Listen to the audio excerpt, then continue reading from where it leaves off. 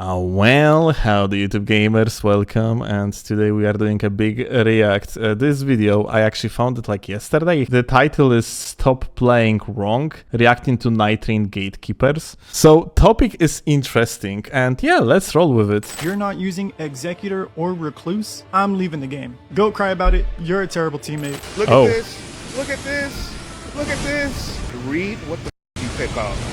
Please, for the love of God. So Nightraign's been out for some time now, and most Souls fans are pretty positive about it. Like, not as good as regular Elden Ring, but still a fun time.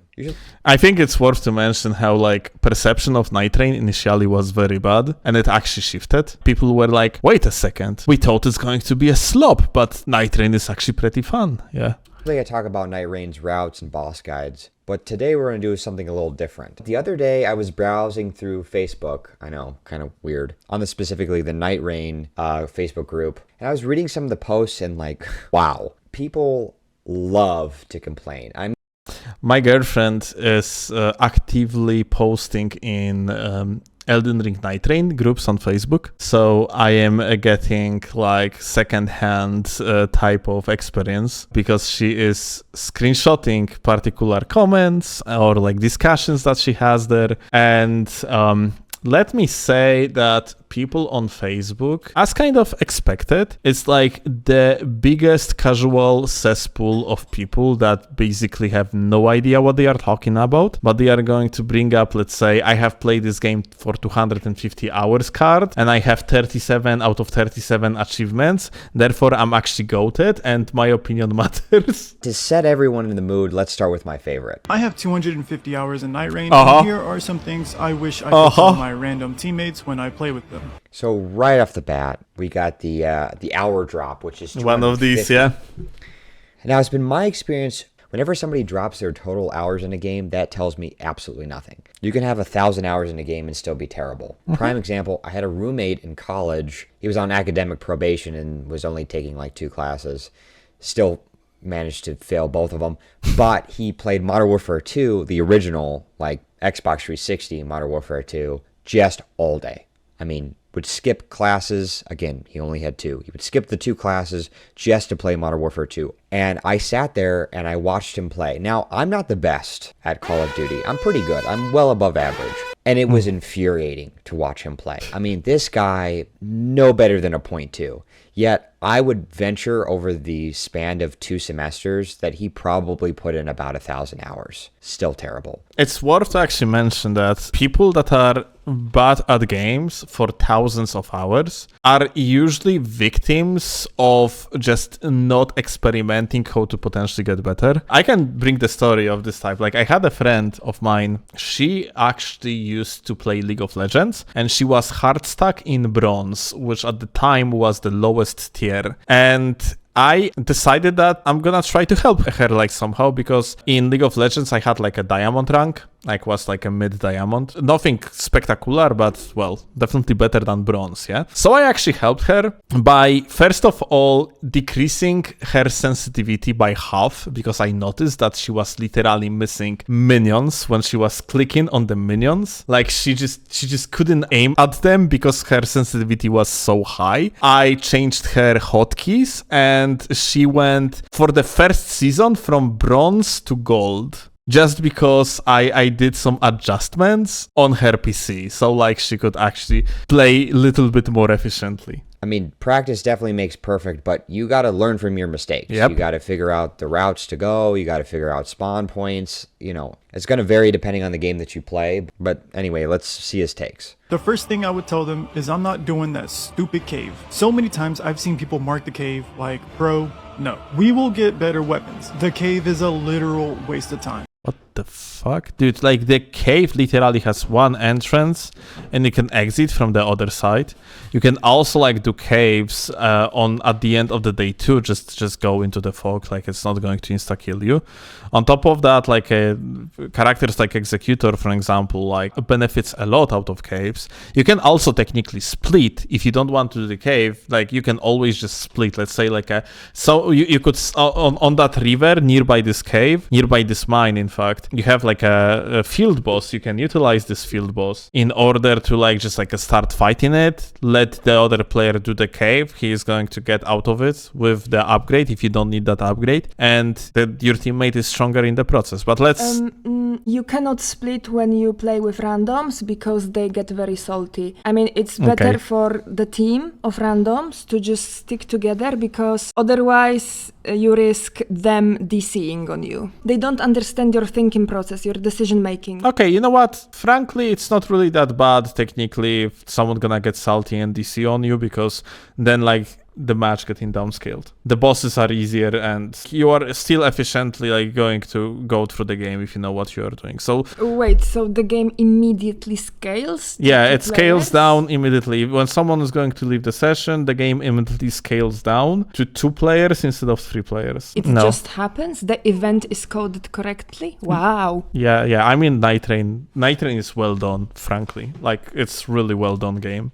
This is stupid. So if you didn't know, if you go to a cave, you can get a somber smithing stone by beating the boss in there. It's either like a giant pumpkin head knight, but it's the level 2 smithing stone, and it's going to take your blue weapon to a purple weapon or rare augment. You can also find regular smithing stones in there. If you don't, you can just go find a merchant and then upgrade that way. But why this is a terrible take is that you can have relics to make your starting weapon really good. So for the Executor, he can put frost, poison, and then his weapon already does bleed. So that's 3 procs, and he's the proc expert. So his starting weapon is actually really, really good. Now, the Executor also starting with 28 Arcane. Arcane is a stat that is actually increasing status effect efficiency. You just apply status effects faster, so yeah. Pretty much. It's always worth to actually, if you have Executor at the team, it's always worth to actually get him that stone so he can upgrade his katana as soon as possible. Imagine you start a game and you immediately make that purple. And further, a lot of people don't know this, but in order to use rare augments in the game, you have to be level 7, unless you upgrade it yourself. Then Yeah, if you're gonna upgrade things yourself, like the weapon stays at its base level. So like if you upgraded weapon that has requirement of level 3, it's still going to have level 3 even on purple. You can use it at any level. So if you hit a mine right off the bat, now you can have a purple weapon before the first ring even begins to close. Why wouldn't you do that? Now it is. Yeah, this is actually something that's worth to mention in my case. This guy in that was complaining like that has like a shit takes in that TikTok format type of video. He says you are going to get like a better weapons, but actually getting yourself that upgrade as soon as possible is going to allow you to indeed get better weapons faster, which is actually a viable strategy. It's true that you can get rare items later in the game, but they're not guaranteed to be the weapons that you want. Yep. You can custom make your starting weapon and then make it really good. And then if you find a rare weapon later, just switch it out for that. And to add to that, I'm not doing ruins and camps on day 2. Day 2 is spent either fighting field bosses or doing the shifting earths or the castle. Clearing out ruins and camps doesn't net you enough runes into the late game to justify wasting your time there. This I agree with to an extent. So I mean, it's not really. Even on the first day, you really like, depending what you are doing, it's depending on the initial strategy. If you are going with the Everjail meta, if everyone on your team, for example, has like the permanent damage buff out of Everjails, then like you are going to go from the Everjail to Everjail anyway. Like on top of that, like these camps, you can actually do them for 2 particular reasons. First of all, depending on the final boss of the run, like let's say you're gonna actually go to the camp with the lightning affinity. If you are going to get yourself, let's say, Starfist of the lightning origin against Darkdrift Knight as Wilder, it's just gonna be worth it. So if such camp is on the way and you can clear it fast, then like there is absolutely no fucking point to not go for it. On top of that, it's always additional passives are goated. So it is true that doing the smaller objectives, and I talk about this in my other video, how to get to level 15 every time, is yes, they're good starting objectives to do right off the bat, maybe to get to level 2 or level 3. But you really should be going after, especially on day 1, like ever goals. And if you can, try to get to the basement of the castle in the middle. But yeah, especially like day 2, trying to do those smaller objectives, they're just not going to bank you enough runes. The exception to this is that if you go to certain forts, like the mini castles and like the mausoleums, they have a pretty high chance of giving you more stone sword keys, which then you can use to open more ever goals. So it really kind of just depends on what the this guy is playing Everjail meta. rest of your team is kind of doing. That's for and sure. like if you're playing with 2 other randoms and they're going off and they're doing smaller objectives, it's just probably in your best interest to follow them and not go off by yourself and try to fight a great boss. Because if you're just going to play by yourself, then you might as well just play solo and make it easier on yourself. The second thing I would tell my randoms is if you go down and you have 3 bars to revive you, you're not getting revived anytime soon. You may as well be out of the fight. And I would tell my other teammate to not revive you because they're just going to get downed in the process. This is valid, honestly. So here is the thing. The down bar is not exactly telling entire truth, because you see this bar over here, this bar and this bar, they are not actually the same. Even though they are looking about the same, the amount of the damage that you have to deal in order to fill up this bar that we're gonna like type in as number 1, this one as number 2, and number 3, those are like at 3 different values. If someone is actually on this bar, then you actually have to hit them so many more times that you're not gonna be able to do it. Unless you have like a situation that like a one teammate took an aggro of the boss and another teammate is next to the downed player, like super far away. And it's like a somewhat safe revive. But frankly, if you got yourself to the point that this bar is actually filled up, then unfortunately you're usually performing so poorly that you probably at this point, you might actually better stay down, honestly, because like you are actually going to put down your team in case if you are requiring others to actually pick you up. That being said, if you have Bert on the team, like it is instant revive, so like of course Berb can always do it, and or Revenant can also like do it. Can you pick you up instantly? So this is like exception from the rule. That being said, honestly, if you have a teammate that got himself like a downed 3 times during a boss fight, then unfortunately it's probably better to leave this type of teammate like down throughout the rest of the match, unless you have like possibility to do a safe res, but it's very unlikely. Tell my other teammate to not revive you because they're just going to get downed in the process. Okay, yes, so Nightreign has a mechanic, right, is that more you go down, the harder it is for your team to revive you, right? This is going to prevent you from just always reviving your teammates in the middle of fights. It's more risky, it takes more time to do it. This is all while the boss is fighting you. In fact, you can notice that if one teammate is trying to revive somebody else, normally the boss will then switch their aggro to that person. So yeah, it can be incredibly difficult to revive somebody that's 3 bar down. However, I would say don't go into this game with that type of mentality. Like, nobody's going to want to play with you with that. Again, nobody can really hear you, but... Bruh, like, no, this... Okay, so... Fucking disgusting that I have to, like, side with the Gatekeeper here. Sometimes happen that you have bad game. If I would have a bad enough game that I would get down 3 times, I would tell my teammates to not revive me. As simple as that. Even 2 bars, if my teammate doesn't have like ultimate to basically speed up the revival process, I would tell my teammates to never revive me. There are opportunities, especially with the final boss of an expedition, when they're stunned, when they're exhausted after doing like a heavy attack. You can kind of coordinate using your ult, maybe with another teammate. You can get people up from a 3 bar. But to just flat out say, you know what, I'm just not going to revive anybody, I'm not going to even make the attempt. Kind of a self-report. You know, if you're good enough and you can use your abilities and you can get somebody up, why not bring them back into the fight if you can?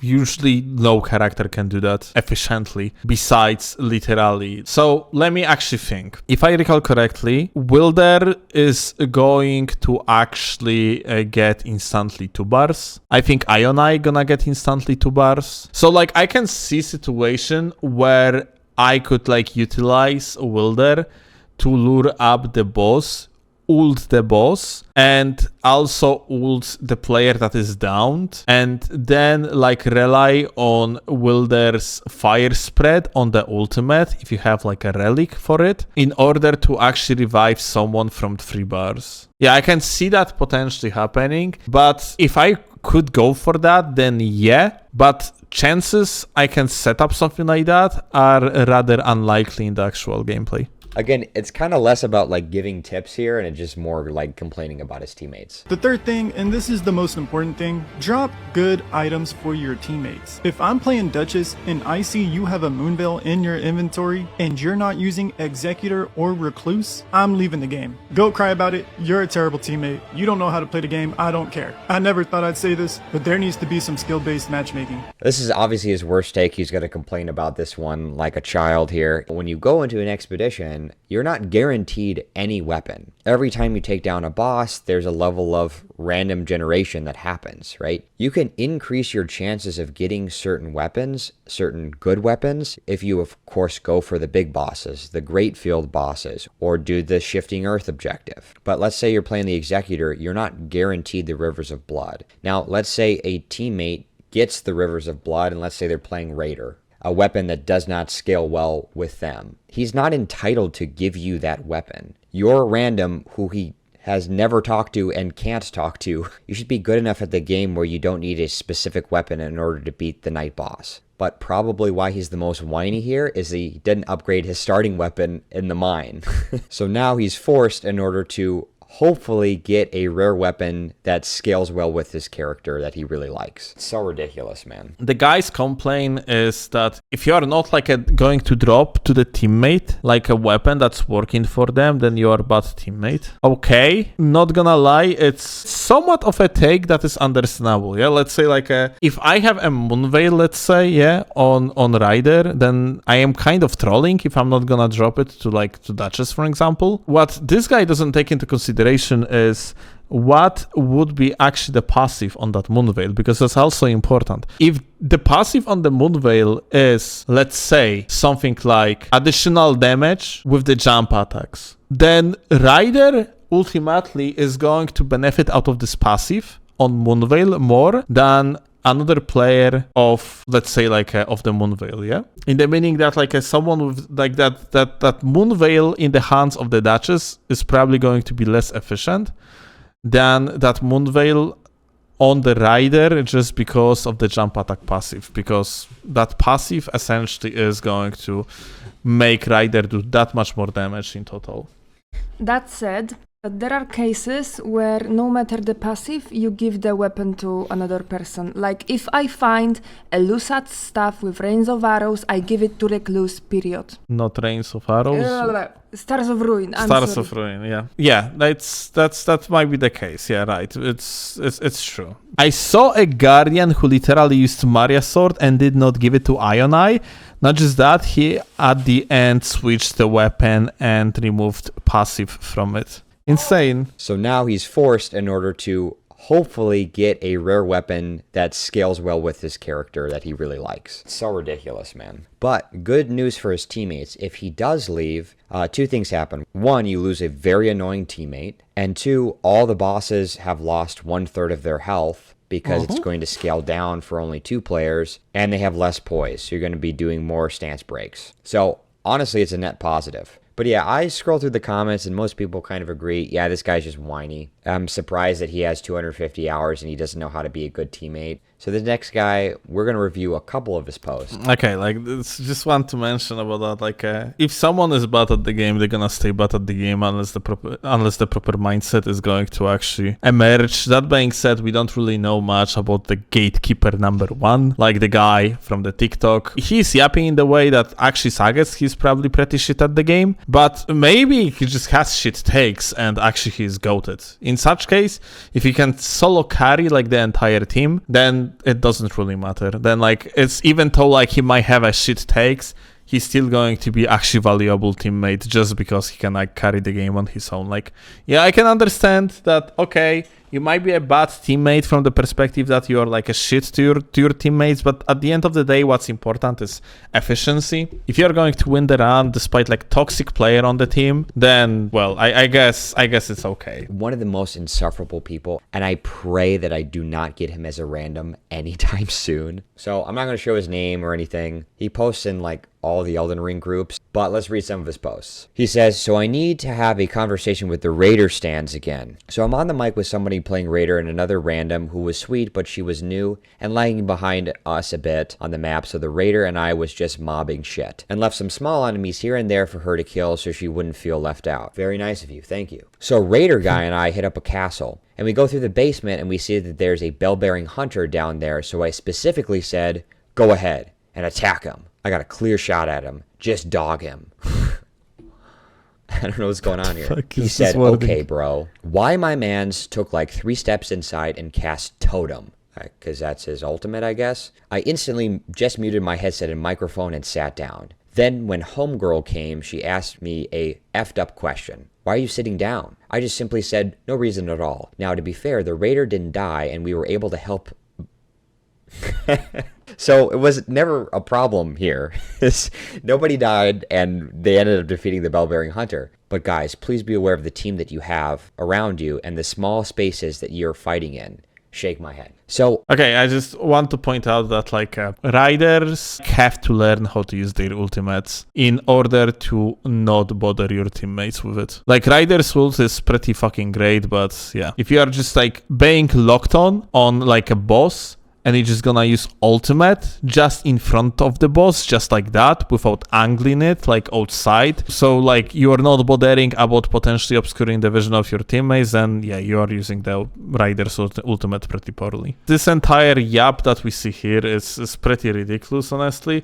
So I'm pretty sure, like, this individual that wrote it just yapping. But this is actually true that, like, when you are playing with a character that has an ability to kind of fuck over your teammates, then, yeah, you firstly and foremost supposed to learn how to actually use your ability in order to, well, not fuck over your teammates. Why is he mad again? He's mad because his Raider cast his ultimate. Let me look in the comments. So somebody says, I feel like you could have better described what the totem did that piss you off. Sure was casted, but did it cut you guys off and block the entrance to the... Actually, I just realized this guy was saying that he was on the voice comms with that Raider. What's the problem to tell the guy after the game or even during the game when there's like some sort of downtime to ask them to, let's say, like angle the totem a little bit so that wouldn't happen again? Trap you guys in. You also could have properly communicated what happened so that she'd know what really went on, just my opinion. Though he just responded with, cut me off and cut off my spells. Okay. So maybe I'm doing more calculation than I need to. So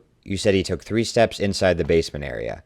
Cast Totem. And sure, it might have blocked some of your spells, but can't you move around? But also he said it cut him off. Where could it have possibly done that? I know the entrance to that basement. It's a huge area. There's no way that totem cuts you off. Oh, there is. Okay, the guy is yapping right now. If it was on the side areas, sure, but you specifically said he took 3 steps inside. So I don't know, maybe I'm looking too much into it, but I don't find that too big of an annoyance. If he took 3 steps inside of the area, okay, like, so I'm gonna actually do it like that. Let's use paint, power of paint, and just like draw it for the gamer. So this is basically how it looks like, yeah? That's the basement. Here you have the stairs, and the players are actually going inside from this way. And here, this guy over here, oh, like, we're gonna draw him, yeah? Oh, this is Bell-Bearing Hunter. He has like a shield and he has a fucking sword. Wow. He holds it by the blade. Don't question it. This is Bell-Bearing Hunter, yeah? Now with the blue color, if like the Raider just went 3 steps in and put his totem here, then yeah, that's pretty ridiculous play. It's because like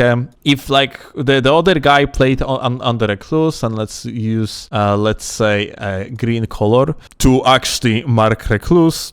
If recluse was like a casting her like a funny spells from here, and the Rider would be somewhere in this area, just like pulling the aggro, then recluse always had like possibility to just like disengage from the bell-bearing hunter in like a safe way. And yeah, this totem actually could be like very annoying. So yeah, like honestly, like putting totem in this spot was a fucking shit idea in the first place. So like, yeah, this is like on Ryder's part, it's just a bad play if that's what happened. Of course, it's kind of ridiculous, especially if you are on the voice com, to make like a Reddit post about it, and instead of just like a discuss with the guy that, hey, listen, that totem kind of fucked me over, please don't do that again.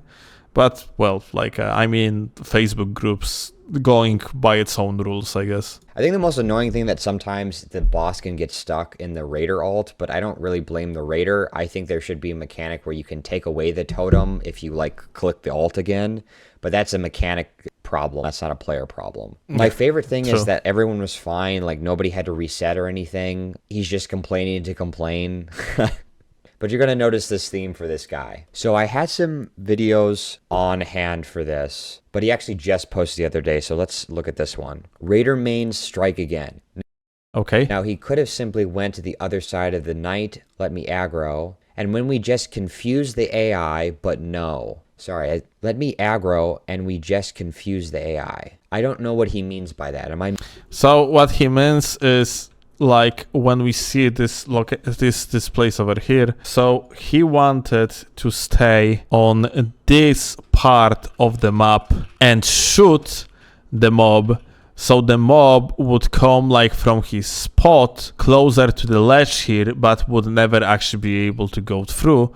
And that would be like a simple, like a kill on the mob, essentially, yeah? What the guy is complaining here about is just like the other player not luring the mob correctly. Because, yeah, that's technically a good way to fight the mob. I assume like the mob that is over here is probably a Crucible Knight. So I'm kind of confused, though, why it is a problem overall at level fucking 8? Sounds like not a problem to me at all, frankly. I don't know, like the guy like just posting for the sake of posting, like, and now, being upset. But I get him pulling the aggro. Okay, so let's see the video. Fantastic audio quality, by the way. This guy is filming with a potato.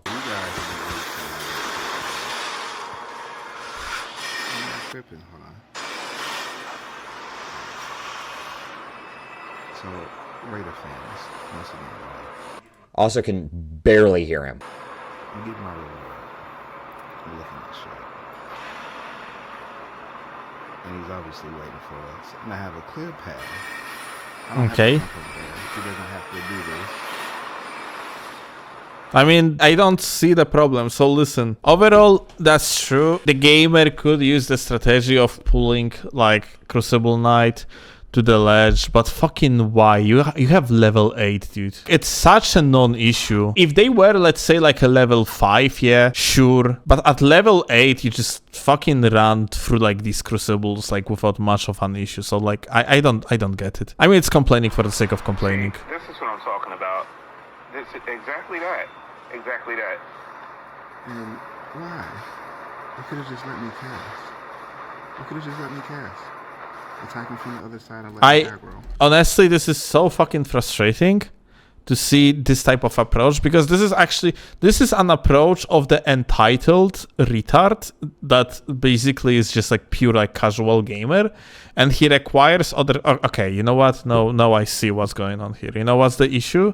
Check out these icons. It's PlayStation, of course. Like, it's PlayStation, so of course, like, we are going to be dealing with animals. But anyway, this is entitlement of the type that, like, hey, instead of me adapting on essentially non-issue and just keep on dealing DPS, killing bosses and mobs faster in order to move to another area and actually have a better shot on killing the boss, motherfucker is just standing here and being like, oh my god, that other guy just played so poorly. Dude, just go and fucking kill this mob. Like, I swear to god, what the fuck is this entitlement like approach? Like, yeah, it so incredibly doesn't matter in the long run. You're going to actually go onto the final boss, kill the boss, go onto another queue, whatever. You're not going to end up like playing with this guy ever again, or like, come on, who cares? This guy makes it so fucking dramatic. So he's mad that Raider popped his ult. Obviously, it's blocking his shots. Again, like I said, instead of moving around the totem,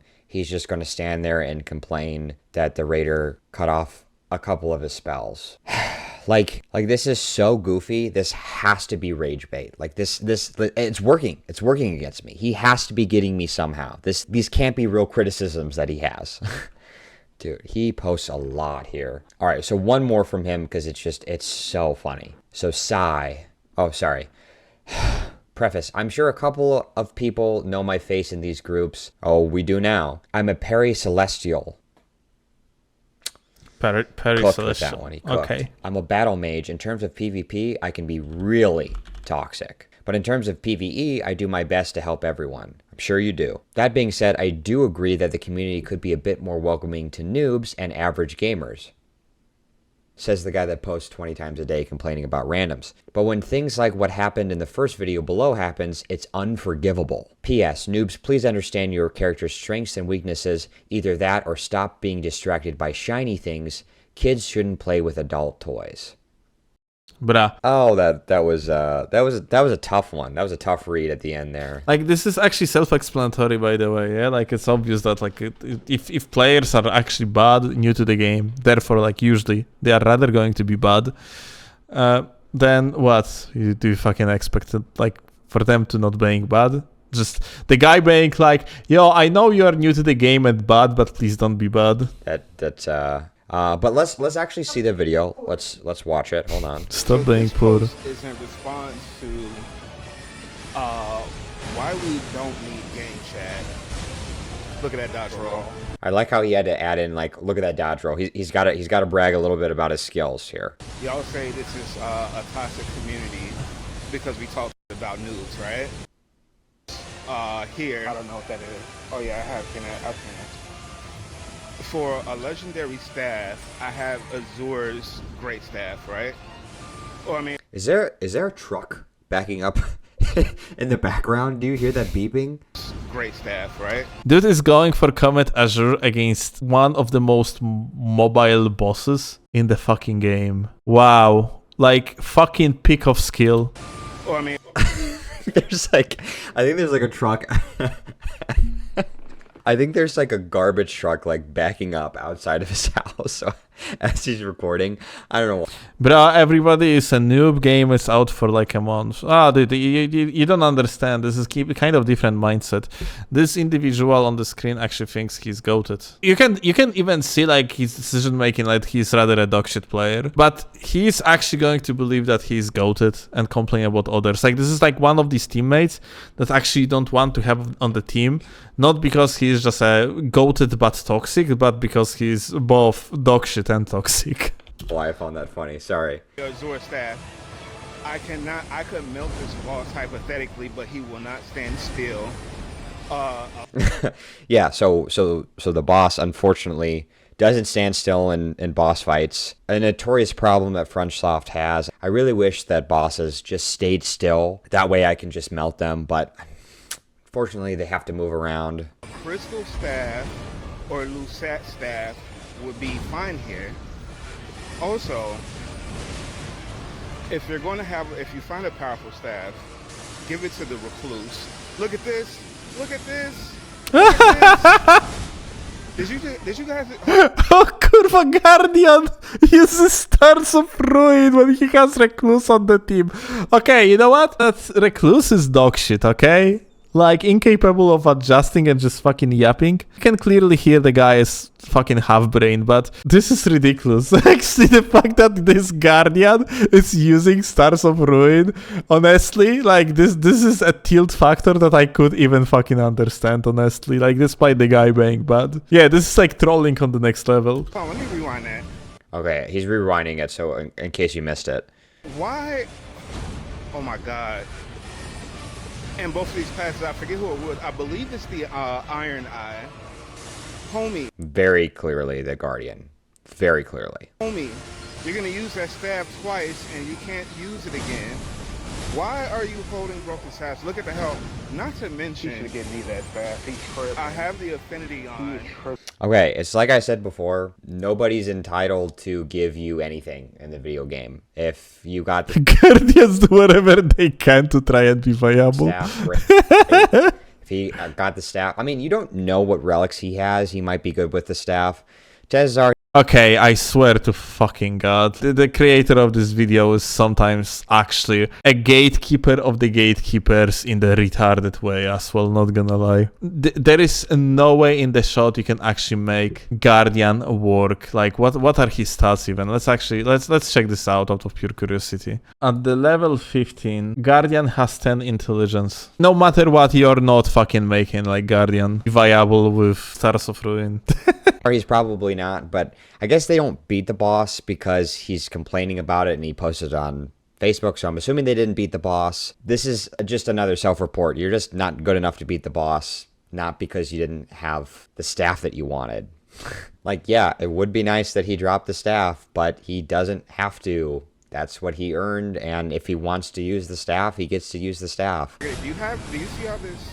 Yeah, fuck, this is actually bad approach. Like, it's okay to make a mistakes or like not do like very well as a teammate, but you're supposed to, like in the multiplayer game when you're playing with other players, you're supposed to have some self-reflection on yourself and realize that, okay, I made a mistake here and there, and own up to it. And like this individual over here just covering for a scrub, doing something absolutely fucking retarded, it's okay. They did something stupid, fine, but being like, oh, he found it, so he's supposed to be able to keep it, stop complaining, is equally stupid. As stupid as like this guy complaining about his teammates because they are fucking bad at the game. Open space that I have, all this time that I have right here, guys, I get it. There's people who want to play the game, they just want to have fun, but read what the you pick up, please, for the love of God. Like, so let me get this straight. Let's say he's 100% in the right. Guardian, he doesn't do any damage. He doesn't have the FP in order to use that staff. Hypothetically, let's assume he's 100% right in this situation. What if nobody ended up getting the staff? Like, think about this. You guys are going through great bosses. You guys are increasing your chances of getting good staffs. What if you don't get this weapon? You're basically just saying that you guys are screwed. You don't get this weapon, the game's over. Because what you're saying is, because your teammate didn't give you a staff that you wanted, because you can't use your staff because you're bad at hitting moving targets, you guys are going to lose the game. Again, this is just a huge self-report on how bad you are. You shouldn't have to have certain staffs. I mean, look, you got 2 rare staffs and you can't get the job done because you don't have the one staff that your Guardian has. Like, no, Jesus, this is deflecting what is exactly like the issue here. Like, the issue presented by the Gatekeeper is that a scrub basically made a decision of not dropping Stars of Ruin for his teammate. And I see you guys in chat saying that, but what if like that Stars of Ruin had like good passive on the Guardian? Claw actually mentioned earlier that like you have particular cases where certain weapons just are way too good on particular characters, and no matter the passive, it's probably like that weapon's supposed to end up on this character. And one of these cases is Recluse Stars of Ruin. I actually agree with that. Stars of Ruin on Recluse is absolutely fucking goated. And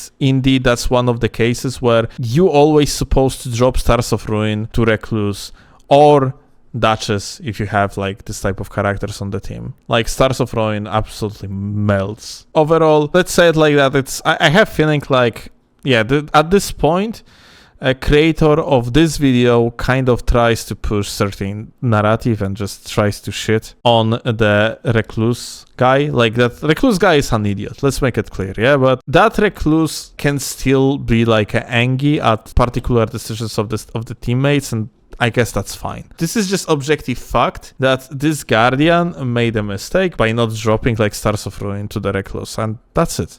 Like, dude, it's fine. Maybe you're just bad. Maybe that's it. All right, this is a pretty good one. It actually was just posted. So, Rage Quit Alert. I'm Recluse running with a Welder and an Iron Eye. So boom, the whole run we're behind but kept getting lucky. Evergoal saved us for the first night with a 30k rune pop. I got legendary bow, boom, dropped it for the Iron Eye. I got legendary grafted, boom, dropped it for the Wilder. Okay, sounds like a good teammate. Here's where it gets crazy.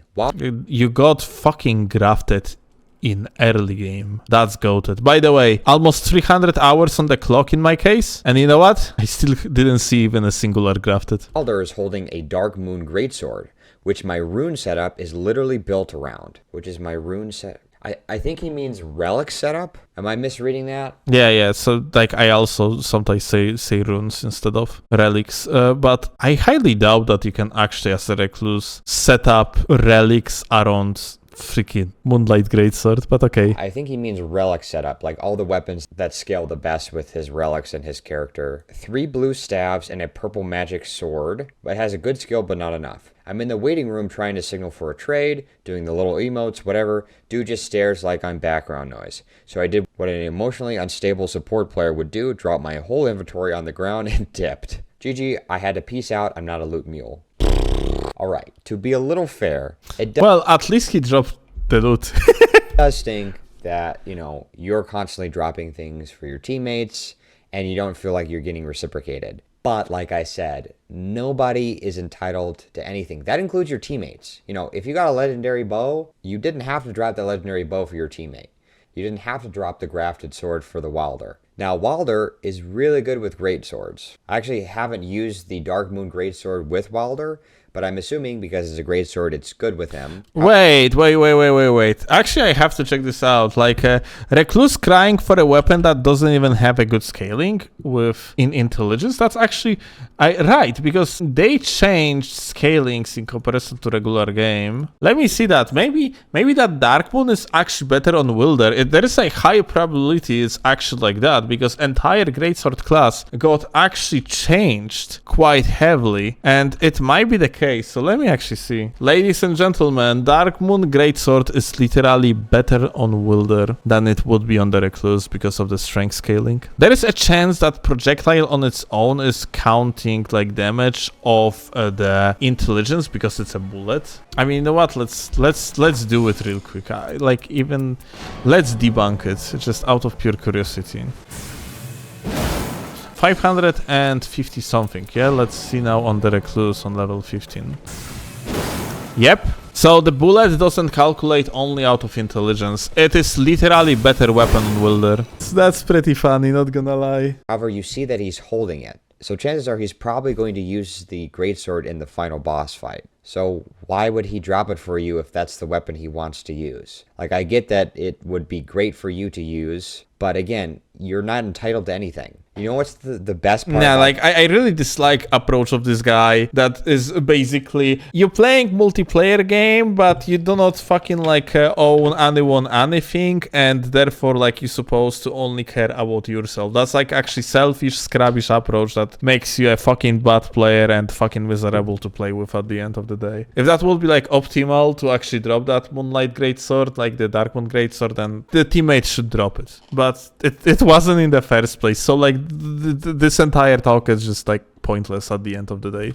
This post is like I said before, you left, so they lost an annoying teammate, and you made the boss fight easier for them, and you actually dropped them really good stuff. So if you were my teammate, I would say thanks. Gave them the win, basically. You quit because Wilder was holding a great sword you wanted? Am I understanding that right? I feel like I misread something. I had to check myself. You're reading it right. He quit because a Wilder was holding a great sword that he wanted to use on Recluse. Yeah. It's like even the comments think that you're ridiculous, dude. Guys, he said himself that he was an emotionally unstable support player. Lay off him a bit. That's fair. He did say he was an emotionally unstable support player. I'm not going to give you 100% of a pass just because you're self-aware, though. Yeah, most of these are just like making fun of him for the fact that he wanted a great sword, even though he's playing Recluse, and it's much better for Wilder to have. But I think it still scales better with strength. But again, You're right. That's all secondary to the fact that you're not entitled to any weapon. So, but anyway, that's all I got for this video. Thanks for watching. If you want a guide to get to level 15, I'll add a note here. If you need any help with any of the bosses, I do have some boss guides. But thanks for watching and have a good one. Overall, this video, I have feeling like the guy that actually like makes the commentary on the Gatekeepers. Yeah, like he is giving too much of the pass to the bot play. Like bot play is supposed to be called out. You don't have to do it in the toxic way. You just can like accept that certain players just making mistakes of particular origin, and that's okay. It's really not that big of the issue.